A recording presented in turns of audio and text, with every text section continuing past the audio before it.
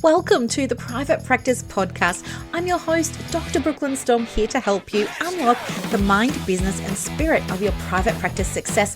So whether you're just starting out or you're looking to grow, this is the place for you if you really want to create a thriving private practice. Before we dive in, I want to share something that can really make a difference in your business. Imagine having an expert in your pocket, someone available on demand whenever you need guidance. Well, that's exactly what my new program, Practice Momentum, offers. With over 30 years of experience at your fingertips, you can now get the support you need whenever you need it. Curious? Head over to brooklynstorm.com to learn more. Hey there, everybody. Good morning. Happy Wednesday. It's 7:45 and I was just in the mood to get this done first thing this morning before I do anything else. Have an appointment with my therapist at 9. So, yeah. And then after that, I'm doing the mock-ups for the Etsy store. And then I'm working with the girls in Practice Momentum. And then what else am I doing? Oh, I want to start doing some work on Booked and Better, and I'm going to reconcile my Henry stuff for my bookkeeping and accounting. But just like I've got a week of spaciousness this week, and I'm just so excited because I don't know where the day's going to lead. You know, it's very exciting. It's nice.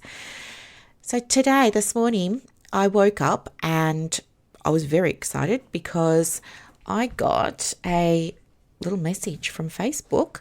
I did screenshot it for myself just in case it disappeared, because sometimes when you look at the messages, they do disappear, right? And the reason that it caught my eye was because it had my profile picture in it, and then it had like some pastel color stars and things like that. It said, "You're an emerging talent. This badge recognizes you for creating engaging content that sparks an interest among your fans." Then it tells me that the badge is going to be on my profile for 7 days, and that some of the perks is that I'm going to get rewarded with a lot more reach on my posts, which is awesome. And yeah, it's just going to appear in the about section on my profile. So I was super pleased about that because I, of course, want to grow my audience like all of you. And then anyway, I was sitting there and I was watching The Office with Buddy, and my mind was, going in 1,000 directions. And I thought to myself, do you know what? This would be great content for this morning's podcast. I want to teach you like how I'm doing it and what I'm doing, because I know that so many of you do lean into posting on socials like Instagram, TikTok, YouTube. I don't really call YouTube social media. I don't think it is, but Facebook, social media. But you don't get that much either engagement or inquiries or things like that. So, but I do. So I thought, okay, let's just break down what I'm doing, and you can take what you want, leave the rest. Totally up to you. Now, I just want to preface all of this by saying 2 things. Number one, you know how I feel about using social media to grow your business. If you don't understand how to use it, you're wasting your time. What you'll end up doing is creating a lot of content, posts in Canva, you'll write captions and do things, and it will feel like it's very deceptive. You feel like you're working and you put stuff out there, but because you don't know what you don't know, you're going to get very sort of despondent almost, thinking like, why isn't this working for me? I'm doing all of the things. Everyone's saying that I need to be posting. But as I said, if you don't know how to post and you don't know where to post and you don't know the strategies around posting and things like that, you're really flying in the dark. And I want to try and give you, I'll just share with you my strategies today so that you're maybe flying not so much in the dark. Okay, obviously I'm not going to be able to give everybody a strategy today because you've all got different practices with different goals and different things. But you'll get some general information today that hopefully can make a difference. That was the first thing. And then the second thing is social media works for me because I've been doing it for a long time, right? I was very late to the party. I think I don't know, if I went to my profile or something and looked up my data, I think it would say that I joined in, 2016. So yeah, it's 9 years, but as I said, I was very late to the party. I mean, I was in my 40s when I joined, let's be honest. Anyway, so that's number one. And number two, just again, I've been on it for 9 years, right? I'm not new. I've been around for a while.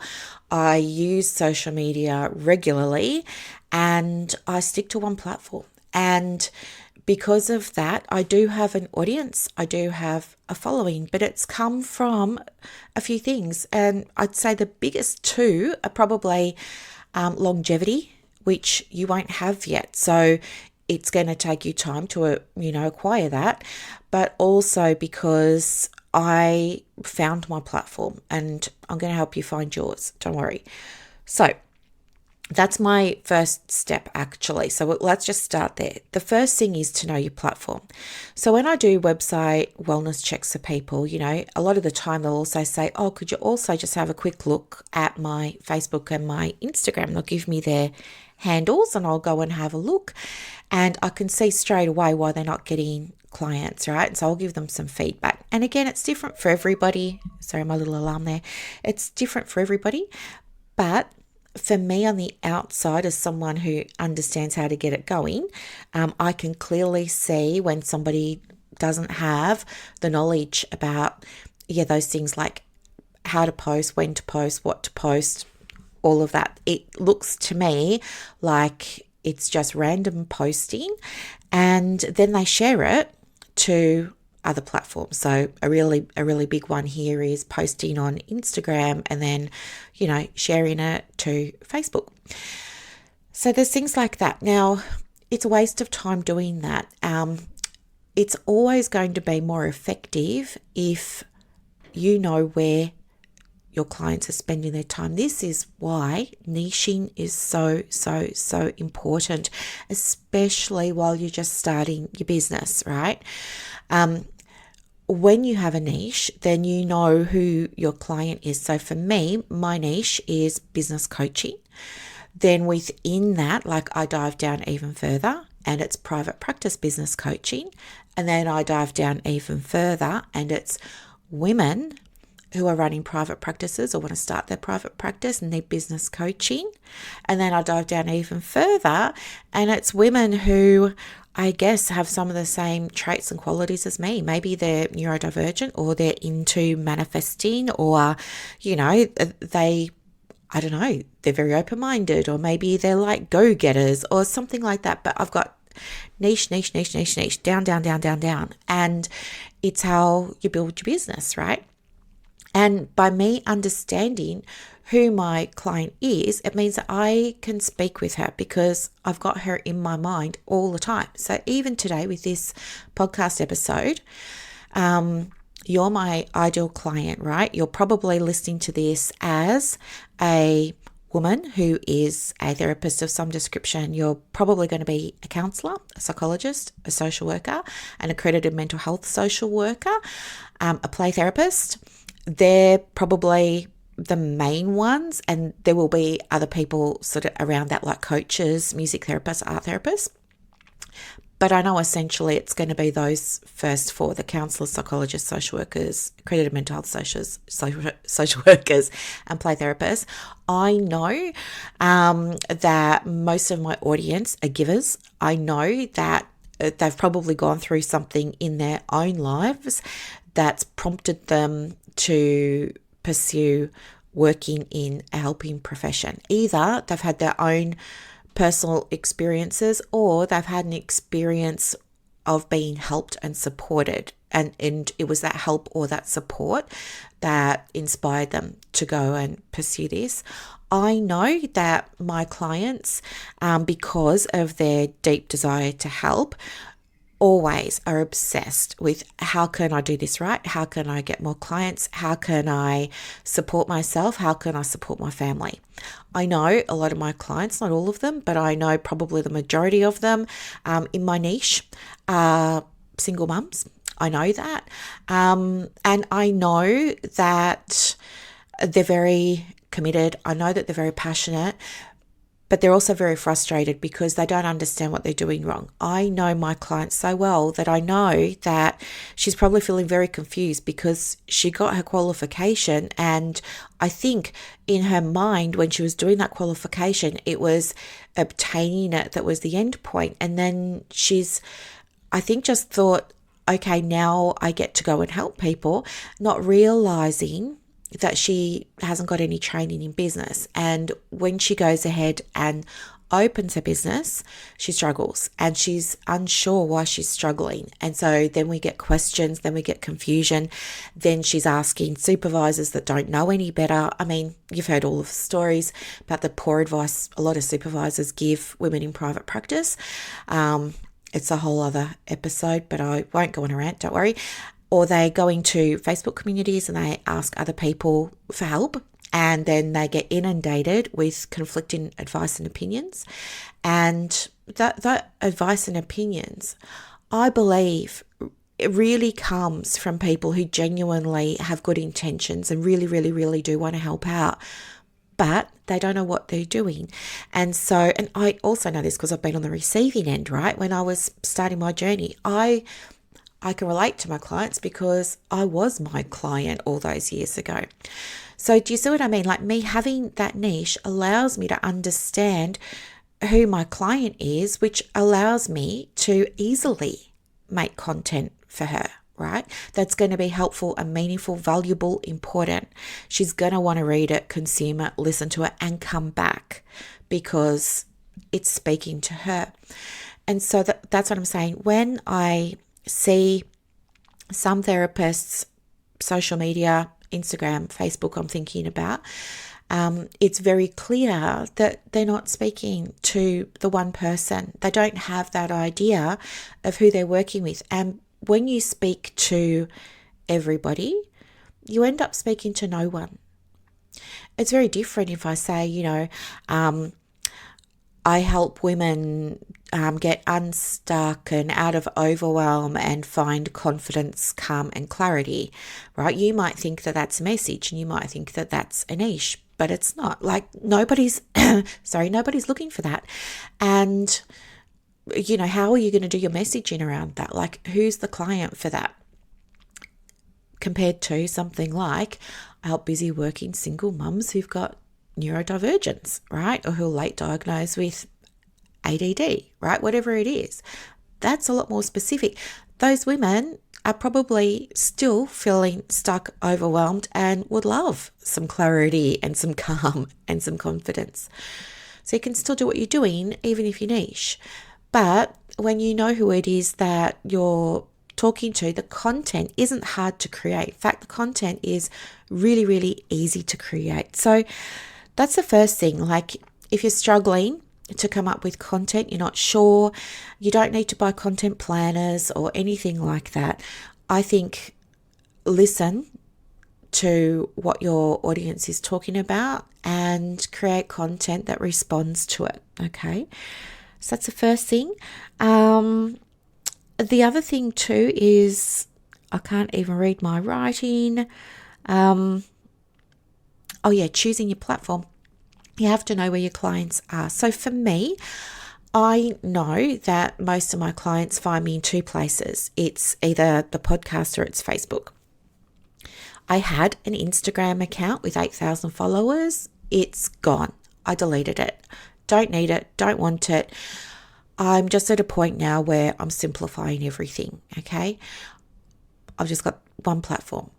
But I needed to, like many of you, I needed to figure it out for myself. And I didn't have any guidance at the time. So I too was like many of you. I'm posting stuff everywhere and sharing posts. And, I don't delete my stuff. Like, go back. You can see all the mistakes that I made. I'm certainly not saying that I'm perfect, but I'm sharing this with you so you don't make those mistakes, so that you can hear what's working.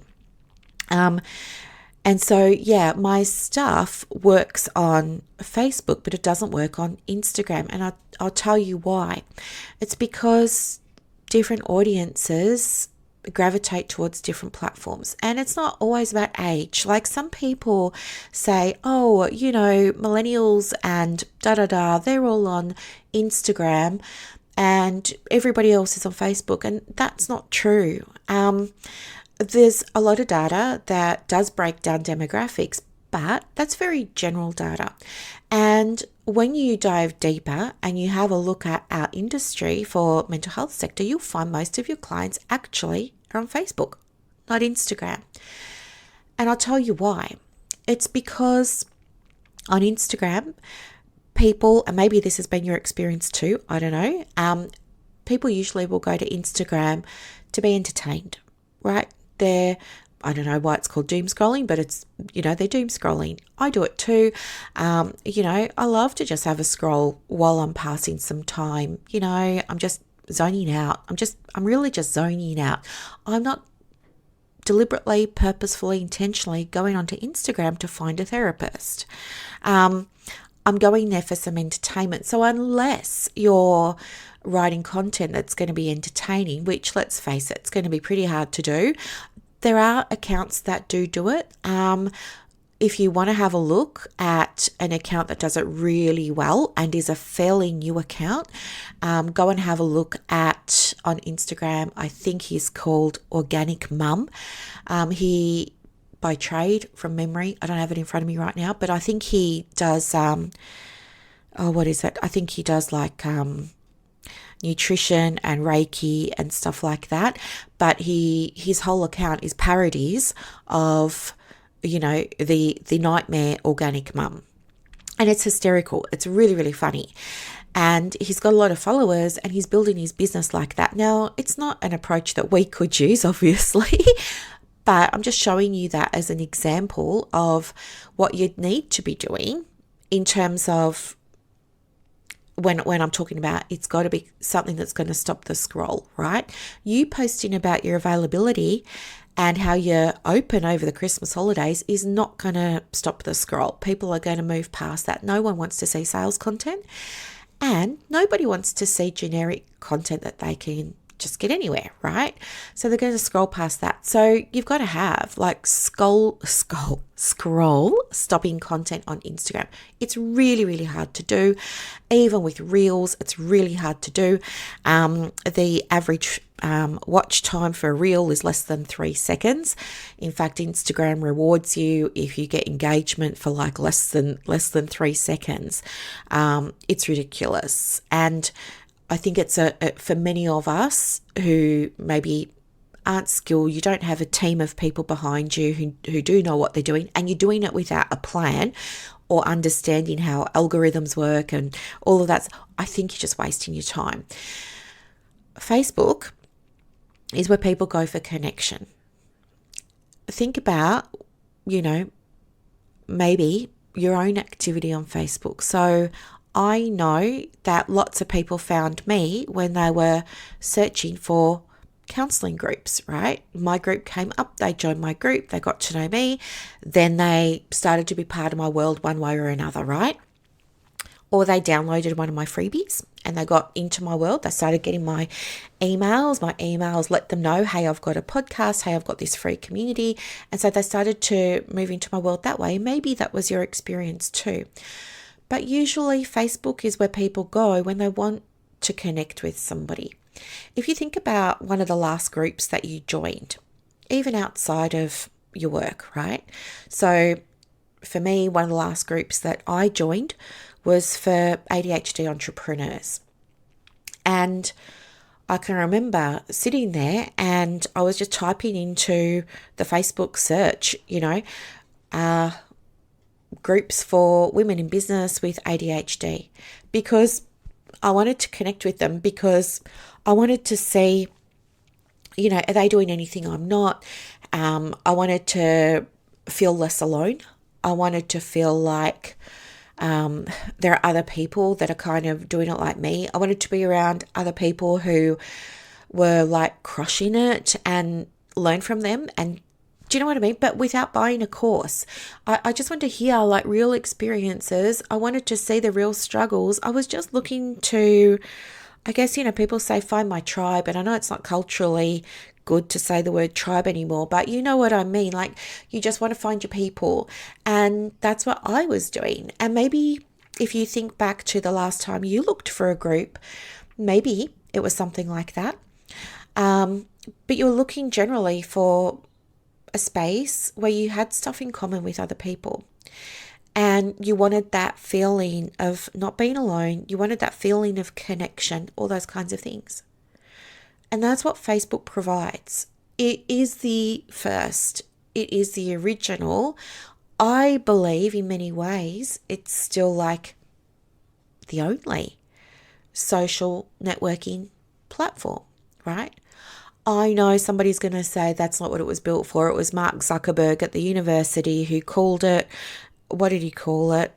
Rate your face? No, what did he call it? I don't know where rate your face came from. You can see the movie if you want to have a quick look. It's on Netflix. I'm sure you can probably watch the full movie on YouTube if you don't have Netflix. I think it was called The Social Network. But yeah, Zuckerberg started Facebook. I think it was called The Facebook or something. And it was a way of rating for men, other male students at the university, to rate the attractiveness of the female students. And yeah, that's how it all started. But then anyway, eventually it turned into social networking because then other universities wanted in on it.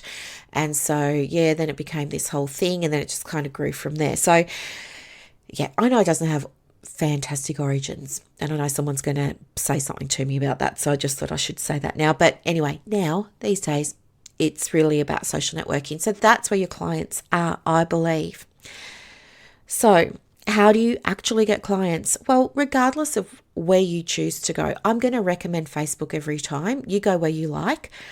Irrespective of what you choose, though, don't go into the space selling. Don't go into the space pitching. Don't go into the space thinking I'm here to put some bait on a fishing rod and, cast it off into the pond and hope that I catch something good here. No, that's not the mindset. The mindset, I believe, again, I know there are going to be other people that have different approaches to social media, but this is just how I'm doing it. I don't think it's about that. And I would challenge you to find many posts of where I have said, buy the thing, I've got the thing, come and get the thing. It's pretty rare. I really feel like it's more important to drop that because a couple of reasons. I think when you let go of it, it just gives you so much relief and you feel then like, oh, now I don't have to have the pressure of selling the thing. Now I can just be me. And then you get to show up and just be you, right? And that feels really, really, really, really good. I think the other thing too is that when you get into serving, right? I don't like that word. I don't know. I think it brings up all kinds of things for me, like this word of, you've got to serve your people. I don't like that. I would say genuinely help people. That feels more aligned for me. But I want to genuinely help people. I love to genuinely help people like you. And so when I'm in a space, in a community online, if there's somewhere that I can be helpful, of course, I'm not going to hold back. I'm going to be really helpful. It might be in a group, say, for counsellors who have a diploma. It might be in a group for counsellors who are starting a private practice. Whatever it is, doesn't really matter. Or psychologists, for example. I'm in that space, and if I see somebody struggling, of course, if there's something that I can share and they've asked for help, I'm going to share. Because I genuinely don't want to see another woman struggling. I don't. You know how important finances are to me. You hear me talk about it all the time on the podcast. I do not want a woman suffering financially through her business. I really want to make sure that she, there's the cliches in there of the thrives and the flourishing, but it's true. I really do want her to enjoy her practice. I want her to be obsessed with it, in love with it, feel like she's in a mutually loving and giving relationship with it, not a relationship that so many of us feel at the start where we're doing all of the giving. It feels very one-sided, right? We don't feel like we're ever really receiving much from the business. So I think when I'm in those spaces, I don't worry about selling. I don't worry about marketing. I never share links to my calendar for a 15-minute call. I never share my products or anything like that. I'm just genuinely trying to be helpful where I can. I really feel like, it's such a treat when I do that, because for me, and as you know, I'm doing, my niche is business to business, right? I'm a business with my own ABN, and I'm helping other women with their businesses that have an ABN. So my work is what we call B2B, business to business. And so for me, it's a real treat when I get notifications that people have followed me based on a post, or they friend request me based on a post, and I can go and click their profile and I see that, we've got groups in common, like we're across 5 or 6 other groups for counseling and psychology and social work and stuff like that. Then I know, yeah, great, okay, we've got stuff in common, we've got this starting point. Yes, of course I'm going to approve the friend request. It's such a treat. And then people will start to request to join the Facebook community that I have, right, which I completely underutilize. But anyway, I know that I could be doing better with that, but it's just not been a priority for me. But anyway, they'll come and join that, and that feels really good. And of course, I'm approving the request to join that.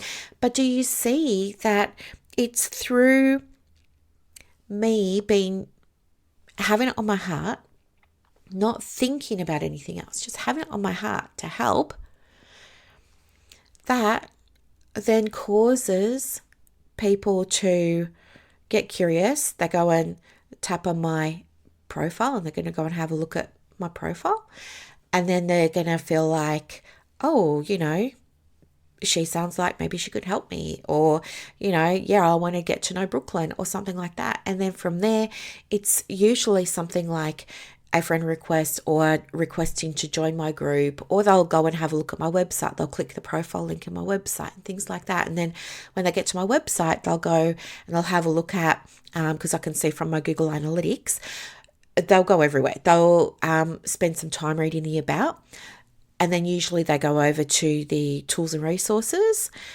and they'll spend time there. And from there, I can see that they're clicking on buttons and they're going and getting the different things, right?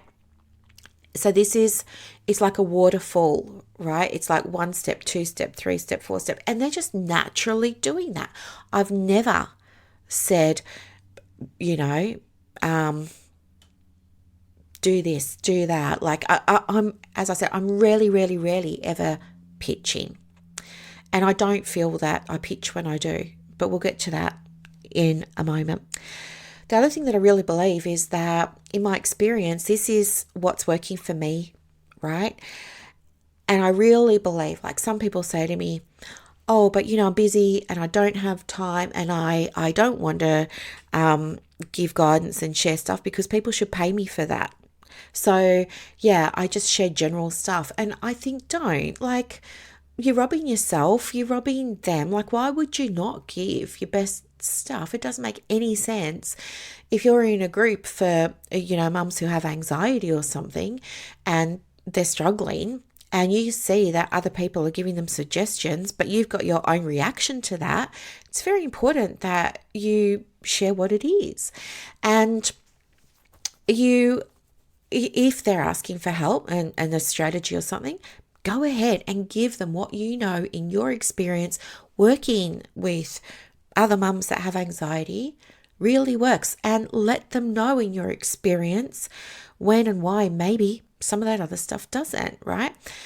When you share in this way, people start to take notice, because you're not saying, I know my stuff. You're not saying you're an expert. You're showing that you know your stuff. You're showing you have wisdom. You're showing you have education and training and knowledge and skill. You're showing, you're not telling. And what happens then is, if you continue to show, not tell, people start to gravitate toward you, right? You might say, if you are into spirituality and manifesting and stuff like that, you might say you're being magnetic. In marketing terms, we would say you're attracting people, right? And that's a very different energy for you to be in than feeling like you got to spam groups with your availability, right? That feels yucky, and who wants to do that? But this other way actually feels really good, okay? And I believe in karma. I really do. I want to have a legacy. I really want to have a legacy. It's very, very important to me. And for me, the legacy is, we talk about the ripple effect. I really want to make a difference. If something happened to me and for whatever reason, touch wood, I'm not on this planet tomorrow, I'm going to be really happy because I know that what I've put out into the world, this podcast, posts on my social, clients that I've worked with, resources that I've given away, I know that all that stuff has been really helpful. And that a lot of it is still going to continue to be helpful when I'm not here, because people will go back and they'll find my stuff, right? This podcast isn't going to disappear. It will be there for a long time until Apple decides, oh, well, she hasn't posted an episode in 6 years. We may as well just get rid of Brooklyn's podcast. But even so, they're all published to YouTube. YouTube's never going to get rid of it. So people will always be able to find it, and they'll always be able to get help from it and insight from it. And that feels so good to me. And I really think that, a little wink from the universe that happens for me, and I think it can happen for you too, is that when you're just putting good stuff out there from love, from an intention of genuinely wanting to help, I think karma happens. And I think that karma looks like, some of those people working with you. Not everybody, of course, This is the other thing. I think you have to be, and we'll touch on this in a moment, but I think you've got to be really clear about your expectations too. Like, even in a really good industry, a conversion rate is actually something that you might look at and think, oh, that's really low. Like, for example, a conversion rate on a website. If somebody comes to your website, no matter how they got there, a conversion happens when they take an action, like get the freebie, sign up for the newsletter, book a call, right? They're taking some kind of action. That's a conversion. Conversions on websites, on a good website, is 4%. So you need 100 people for 4 to take an action. Of those 4, not that many are going to be making inquiries or booking appointments. Some will, yes, absolutely they will. But just understand that it's a numbers game. You need to be getting, the more people that come, the more people take action. If you have, it's 4% that conversion, so 4 people out of every 100. If you have 1,000 people coming over to your website, well, then that changes to, 40? No, 400? 40, right? Do you see what I mean? Like, that number then goes up. This is why we have to optimize our websites and make sure that they're set up to attract traffic and all those kinds of things. So don't just think because you got a website up today that tomorrow you're going to get an appointment. No, it doesn't work like that. For some people it does, absolutely. But not for everybody. Things take time. The conversion rate on Instagram is 0.7. 0.7. And if you do a post on Instagram, reel, carousel, static post, for every, 100 followers that you've got, Instagram will show it to like 2 people. So yeah, that's what I mean. And will those 2 people take action? Who knows? Like, it's pretty low. So I'm sharing this with you so that you can calm down, because I know so many of you are like, but I'm doing all of the things and nothing's working. It's feeling like it's not working because one of the reasons is it's a numbers game, right? It's not that you just put the post up and so where are the clients? No, it's a numbers game. We need eyes, and it's not about followers. We need eyes on what you're putting out there, right? And there are lots of ways to do that. But anyway, my point is, I was talking about karma. I really think that the right people find you, and that giving is the highest form of abundance. If you feel like you're overflowing with now wait, because I know some of you are going to be saying, but I don't have clients, and I don't know how I'm going to pay next week's mortgage, and like, I get that. But the vibration of abundance is the vibration of abundance, right? It doesn't have to be money or clients. I believe that you can have that vibration of abundance of being, genuine care. That can be a feeling of abundance, right? That abundance can be anything. It can be love for the work that you do, right? But abundance is, you don't hold back when you're abundant. If you've got lots of stuff, right, you're going to give it because you can, afford to give it.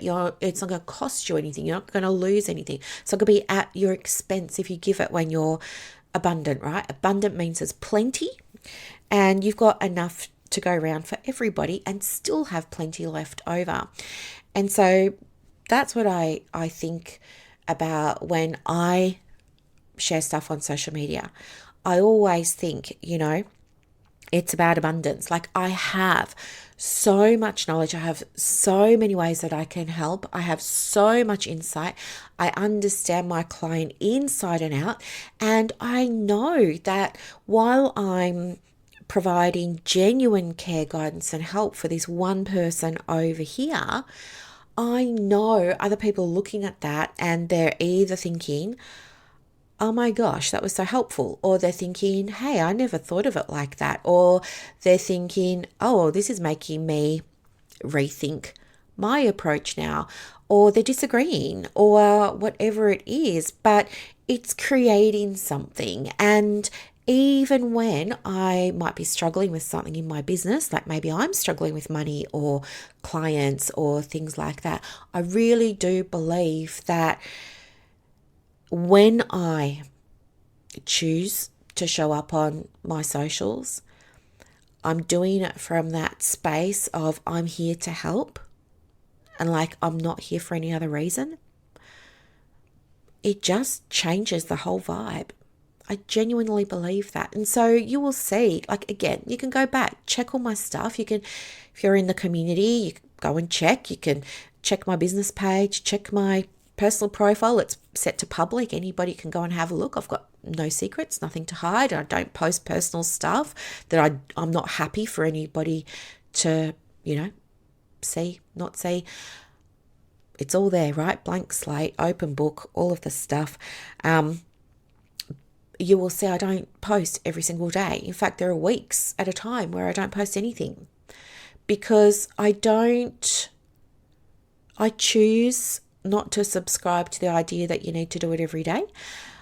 I choose to subscribe to the idea that I get to do it when I'm in the mood and when I've got something, when I've got the feeling that, I want to be helpful. So that's that. The next thing there that I had jotted down this morning on my other scrap bit of paper was about expectations. And I've touched on it already, so I won't go into it again other than to say, like, just manage them. Your marketing takes time. It's not about where else do I need to be. It's not about asking everybody for the shopping list of all the places you need to be. That's not how you're going to get clients. You only need to be in one place and you need to do it well. Stop everything else. And yes, you can have a social media free practice. But in terms of expectations, I guess I just want to say, like, manage them. I understand things take time and, you wouldn't sleep necessarily with somebody on the first date, right? So don't expect your clients to, take the leap with your business. It's going to take them time, and especially in our industry, we are not selling Happy Meals at McDonald's, right? Where you could put the ad up saying all our Happy Meals are $5 for the next 24 hours. And yes, they're going to get customers and they're going to see a spike in sales of the $5 Happy Meals in the next 24 hours. We're not doing that. We're dealing with well-being, wellness, health, mental health, emotional well-being, all of those kinds of things. And our clients are vulnerable mostly, and they don't give away their trust to people that they don't know. They've been burned. They've been burned by other health professionals. They've been burned by family. They've been burned by friends, burned by employers, right? They are once bitten, 27 times shy. They're not going to book in with you just because you put a post up saying that you've got availability. Understand they need to warm up to you, right? They need to get to know you, right? Just like when I went and got Buddy, right? So although I believe that Buddy, my little dog, was divinely, destined to be my dog, I know when I first met him, I had to, I was so excited. I wanted to rush over to him and pick him up and pat him and cuddle him and stuff like that. But I knew I had to go softly, gently, right? Try and coax him over, be calm, be gentle. Do you know what I mean? I couldn't just swoop in and pick him up. He would have freaked out. So it's the same with potential clients that might be in your audience. And there are clients in your audience, right? But they're taking their time, and that's perfectly okay. And it doesn't mean that you're doing something wrong or that you need to be on more profiles and directories. Okay, so what to share? So I speak with women all the time about, my advice, get into Facebook, be part of communities. They come back to me and they say, tried it, didn't work. What else should I do? What's next? And I say to them, well, hang on, show me what you've been posting. I say, go in, take a screenshot. I don't want to know the name of the group. I don't want to see anybody else's names or comments. Take a screenshot. Get rid of all the other information. I just want to see what you've been sharing. And they'll do it. And what they show me is things like they've been sharing a link to their website, sharing a link to the diary, sharing a link to a freebie. It's like link city over here. And I'm like, yeah, that's why it's not working. They're not posting in a way that's going to be helpful. It's either they're trying to pitch and they're trying to do promos and they're in there clearly trying to get clients, and it's repellent. No one's commenting. No one's engaging. The post above and below are getting lots of comments, but their one's just sitting still. Nobody's engaging with it at all. And so they come back to me and they're like, it's not working. What's next? I'm like, no, you need to actually be engaging. You've got to be having a look and seeing where you can genuinely help without doing all of those other things. So my advice is find a couple of groups, right? You're going to go into Facebook, do a search for where your clients spend time, where the groups are that they're likely to be spending time. So maybe if it's women in their 40s who are having a career change, right? Go and find those groups and join a bunch of them and suss them out. Just see what's the level of activity like. Are they, is there lots of posts going up or not? What's the vibe of the group like? All that sort of stuff. And you will find over time, so it's not going to happen on the first day, but maybe over the course of a couple of weeks, you will start to realize, okay, most of these groups aren't for me and they're not what I thought they were, but these one or two over here look okay. And then I just want you to familiarize yourself with the community. Say hello. Introduce yourself. Don't say, hi, I'm Brooklyn. I'm a therapist and a coach and I help women. No. Get in there and say something that's relatable. Say, hey, I'm Brooklyn. I am 51 years old. I live in Victoria and I've also been recently diagnosed with autism and ADHD. Thank you so much for, the warm welcome into the community. I'm really pleased to be here and looking forward to getting to know everybody. And put a photo of yourself, a selfie, not a corporate business shot. That's how you start the ball rolling, right? And then people are going to, because they're nice, I believe, 99.9% of people genuinely are nice people. They're going to engage and they're going to say welcome. They're going to say, hope you love it here.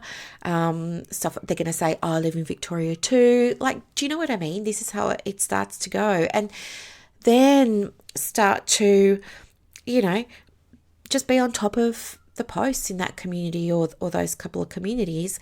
And if anything pops up, so don't obviously comment on every single post, but if you see a post that comes up and someone's asking for help and it's something that's within your scope, be helpful. Don't include any links. Don't say, I'm a therapist, I'm a coach, I'm a this. Don't. Just be nice. Just get in there and just be helpful. And you will see over time, people are going to start to form an impression of you. And, eventually, when the time's right, you'll be able to say, yeah, good call. I am trained in NLP. I am trained in hypnotherapy. Yeah, I actually work as a therapist, like this. And then it's not spammy, it's not promoing, it's none of that. It takes time. Understand there are no quick solutions, not even if you're going to do paid ads on Google to your website. They will not convert if your website isn't optimized, right? If you've got a crappy website that people are visiting and clicking out of, there's no point spending hundreds of dollars a week to send more people over to it. Fix the website. Okay, so what kind of things to share? So I would say don't make your own posts. If you're going to make your own post, make it something that's relatable. Don't make it about business. I think it's probably better to just be helpful in the comments by doing things like sharing insights, suggestions where they've been requested, recommendations where they've been requested, supportive comments, encouragement, a GIF. I don't know if you say GIF or GIF. I say GIF. It's always going to be comments over posts every single time. So things what not to share, as I said, no marketing. Don't do any marketing, and don't share any links. I'll tell you why. Not only is it repellent, like people are rarely going to click on your link. They're going to be put off by that. It's going to, take away from your credibility. Just don't do it. But the other reason not to do it is because, number one, the group admins don't like it, because every time someone shares a link, it means for them that they risk somebody leaving the group, right? So maybe that person is in the group, or they have to have been to see the link, right? But maybe that person is in the group that day, they see the link and they're going to click on the link. Now they're out in Google looking at the link, right? Which means they're no longer in the Facebook group being active and doing the things. So while that person's in the Facebook group, Facebook algorithm is saying, oh, this person's in Melissa's group and this person is scrolling and commenting and engaging and doing all of these things. Oh, now this person's left. And so then that affects Melissa's group, because now the algorithm's saying, well, we better keep an eye on how long people are staying active in Melissa's group. Like, do people usually come in here for 1 minute? Do people usually come in here for half an hour? And Melissa's group is getting measured by Facebook all the time. And as an admin, she knows that. So she doesn't want anybody clicking a link that's going to take them out. It's in Melissa's best interest to have people staying, doing things in the group. So she doesn't want you sending links. You're going to get a warning. You're going to have the link removed usually. You're going to get a not nice message in your messages, right? Avoid it. But the other reason too that we don't want to be putting a link is because, that was it. Group admins don't like it for the reasons that I just said, but also Facebook don't like it when you do that because you're driving traffic off their platform. So even though you might be in Melissa's group, you're still driving traffic out of Facebook. And Facebook flag that. So Facebook recognize it and they're like, oh, what's Brooklyn doing over here? She's putting links that are getting people off my website and I want people on it, right? Facebook's a website, it's an app, all of the things. Facebook want people on it. So what do you think Facebook's going to do when you start posting links and people start clicking links? What's Facebook going to do? It's going to penalize you by not showing your stuff to as many people. So this is why you've got to use links strategically. And if you don't know how, then you're probably putting links on lots of posts. And every time you do, Facebook says, well, instead of showing her post to 50 people, we're now going to show it to 40 and 30 and 20 and 10 until it's getting shown to just friends and family. So do it strategically. The other thing too is people say to me, like when I say, don't share stuff about your practice, don't share stuff about your business in the communities, just be helpful, they panic and will say things to me like, but then I'm not going to get any clients. If they don't know that's what I'm doing, then I'm never going to get any clients. And what's the point? Because I'm not marketing. And what I say to them is, but you are. There's a difference. It's kind of like manifesting. You're doing it all the time. You can do it with intention, or you can do it with the absence of intention. It's like breathing. You can breathe with intention. You can breathe with intention to do things like come back to yourself, to get grounded, to calm your nervous system down, right? You can absolutely breathe with intention, mindful breath. But most of the time, we're doing it with the absence of intention. It's just happening on autopilot. And it's the same with your marketing. There's intentional marketing.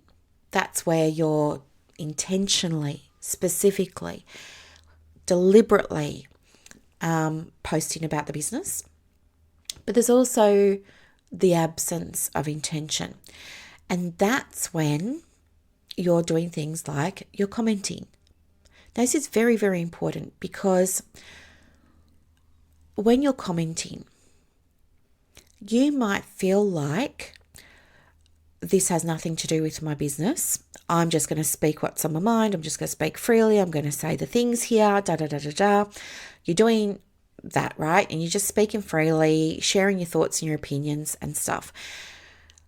But what's happening is people are looking at what you're saying and they're having an experience. They're having their own reaction to that, whether you know it or aware of it or not. I mean, some people will absolutely make you aware of their reaction to what you're saying.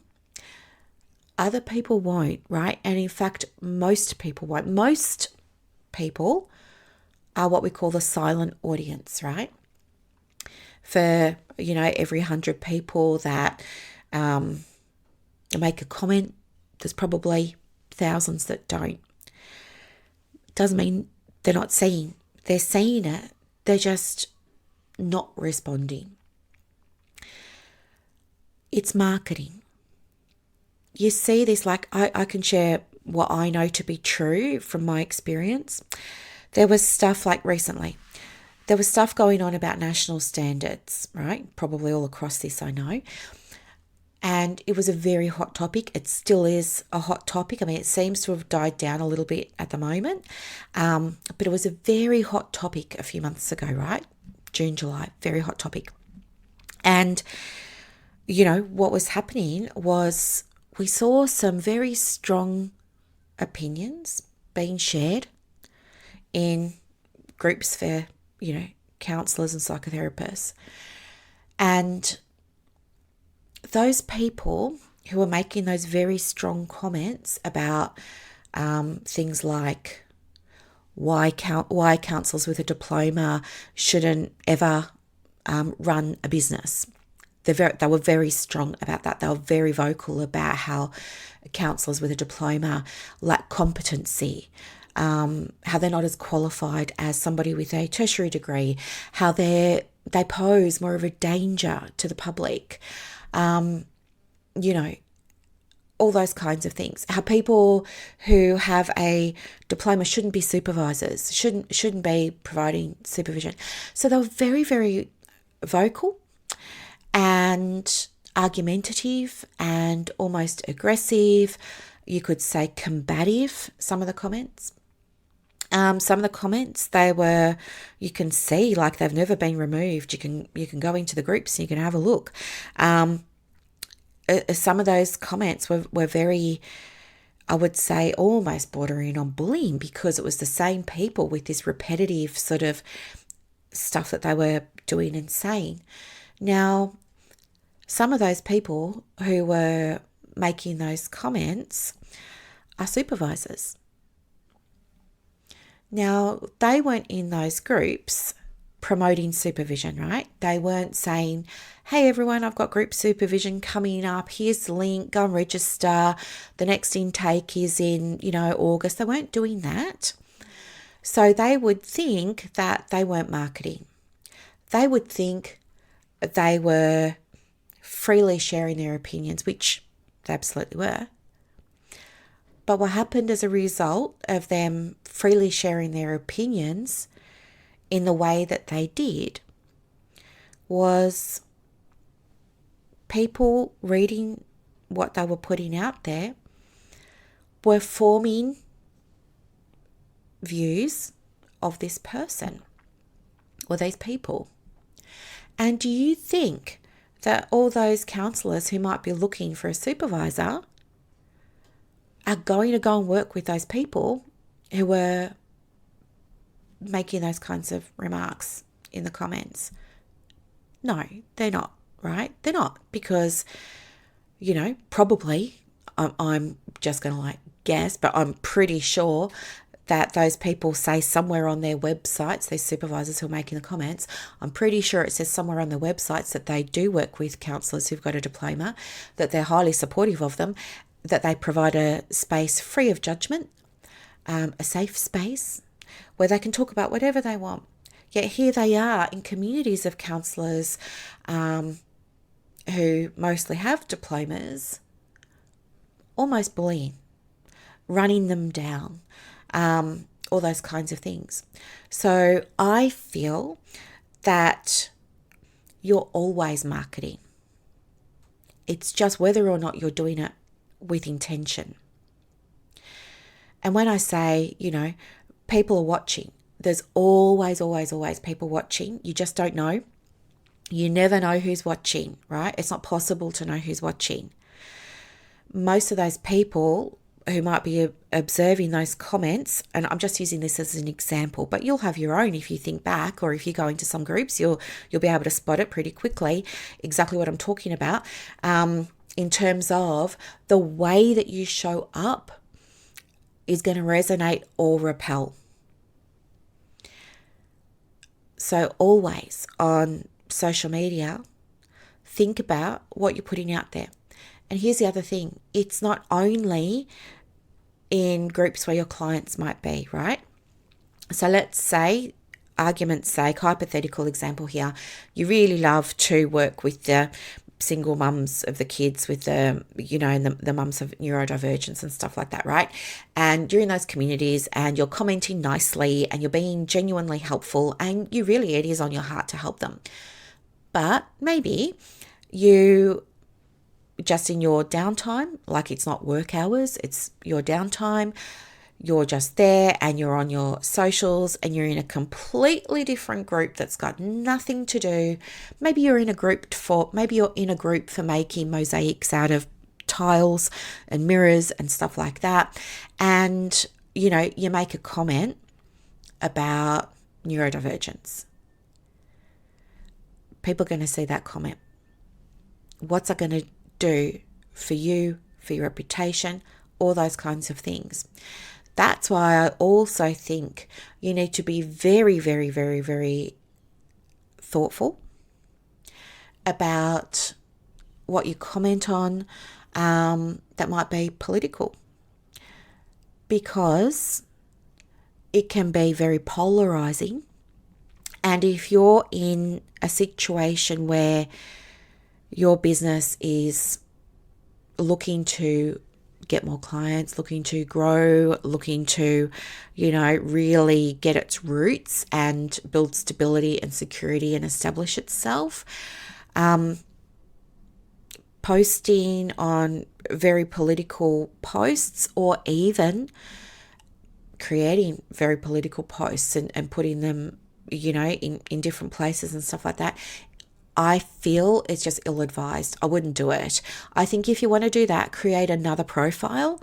Don't use your real name or your practice name. I would say just go and create a whole other profile if it's very important to you and you feel very strongly about, I'm just saying political issues, but it could be anything, right? If you feel so strongly and you want to have your voice heard, I would say keep it separate from business. I would always say there's no space for that in your business while you're trying to get it off the ground. And again, like you might be thinking, there's all these marches going on at the moment, March for Australia and stuff like that. There's all these marches. So you might have a viewpoint, one way or another, and you might be in the groups. You might be following the pages. That's totally okay. Like, I'm not saying don't do that. Do it. But just be mindful of what you're saying, because you never know. You could be in one of those groups and a client is in there. And now they're seeing you express a very strong political view that they don't share. What's that gonna do to the therapeutic relationship? I bet you $10 they're probably going to cancel their upcoming appointment and ghost you. So again, I'm not saying don't do it. I'm just saying be very mindful. If you're happy to do all of that, go for it. I would always say, unless the business is doing really well and you're okay and you're confident and I would say steer clear, go and start another profile.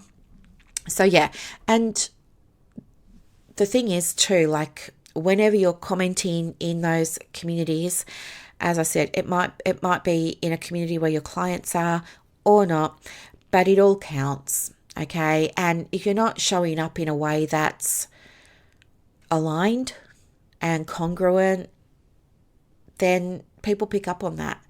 There's no point telling everybody on your website how genuine you are and how much you believe in authenticity and, you're going to give the safe space and all those kinds of things if they're seeing you run people down, be aggressive, bully, all those kinds of things. It's not going to work. It's always better if you're just truthful and honest.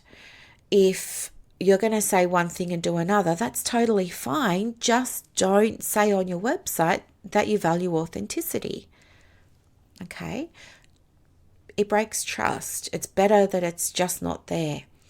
So just have a think about how you want to use social media as a private person out there in the world, how you want to use it to leverage the business, and think about, what will feel most comfortable and most aligned.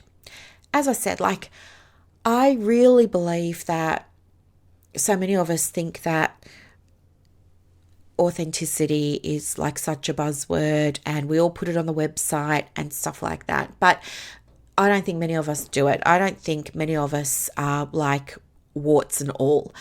I don't think many of us show our cards, and it's to our detriment. For me, authenticity looks like being honest with people and saying, yeah, I sent out this email. I hope you all like it. It's got this free thing in it. And then people come back and go, I didn't get the link.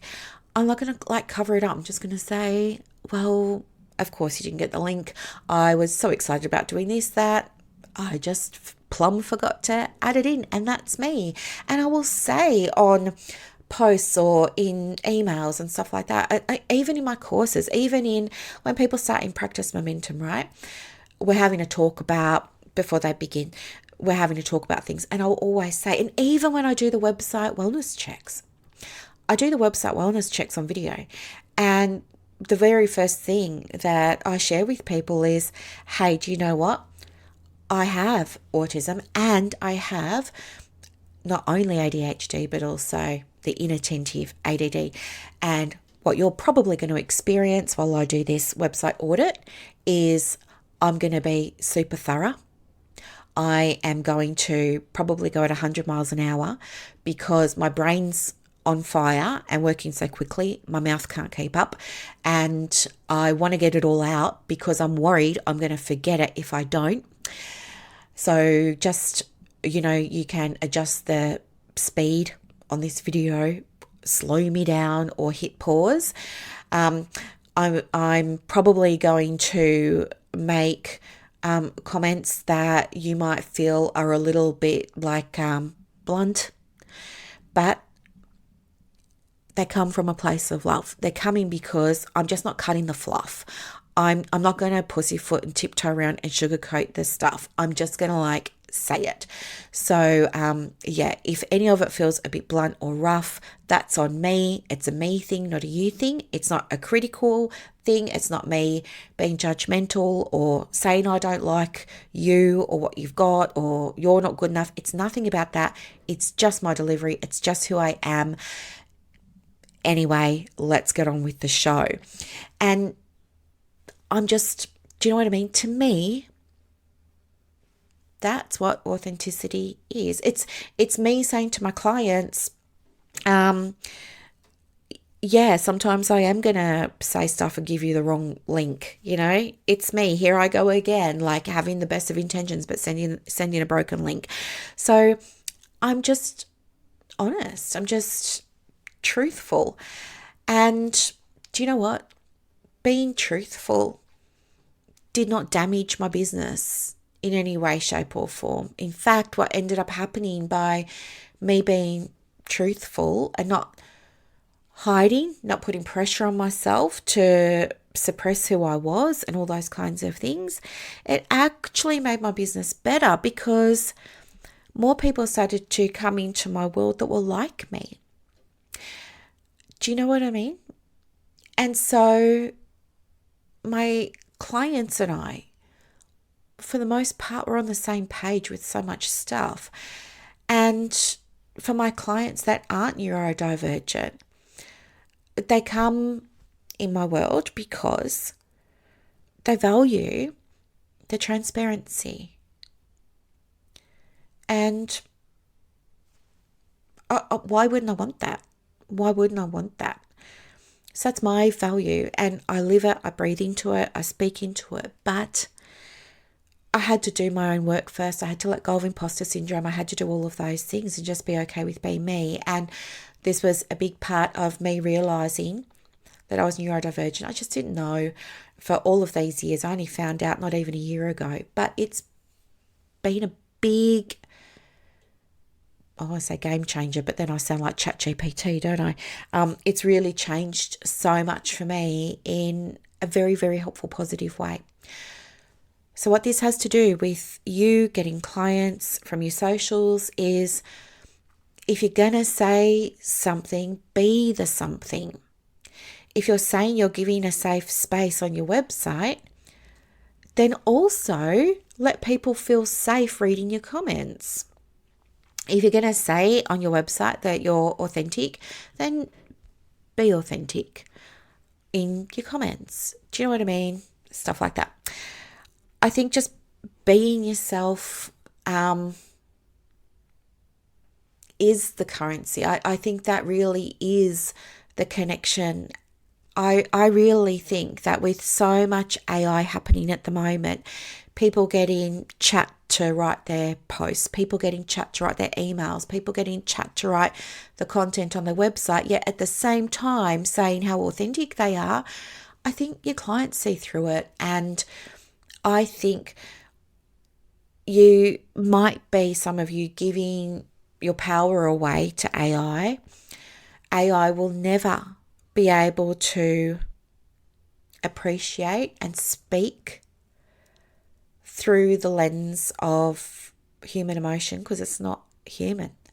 It will never be able to experience things. It will never be able to share wisdom. It will never be able to, I was going to say, get in bed with someone. I don't know what's with all these weird analogies this morning. It will never be able to have empathy. It will never have compassion. It will never be able to, because it can't. It's not capable of those things. You are. So when you're relying on it to attract clients, you're always going to do worse than somebody who has a less polished post.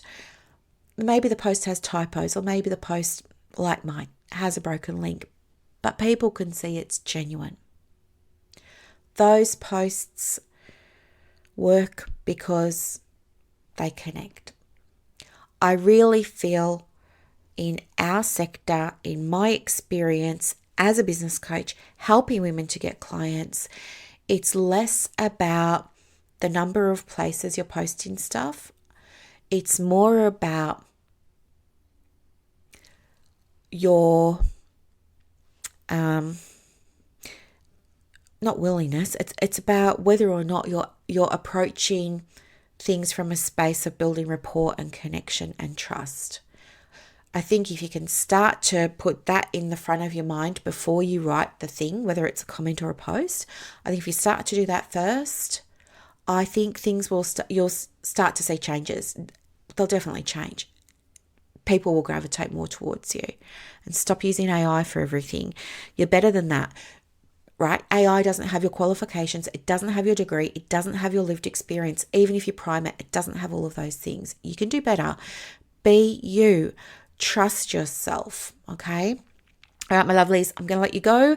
I've been talking for so long. I've got 5 minutes to my own appointment now, and I've got to get somebody ready for his, BABYSITTING. She is coming over any minute to take him OUT. So yeah, I've got to get him harnessed up and everything. So yeah, I've only got a minute. I've got to go. But if you need help with any of this, of course, let me know. Links will be in the show notes. I publish these episodes first, and then I get the transcribe it, properly optimize it, and then I put the proper show notes up. So if you're looking for links and stuff, come back, or just find me on Facebook or Google me. It's brooklynstorm.com. All right, my lovelies, have a great day. Bye.